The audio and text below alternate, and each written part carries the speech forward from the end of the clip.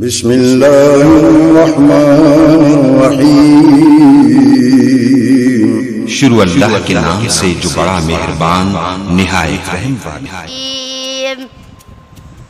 بسم اللہ الرحمن الرحیم قل اعوذ برب الناس ملک الناس إله الناس قل أعوذ برب الناس ملك الناس إله الناس من شر الوسواس الخناس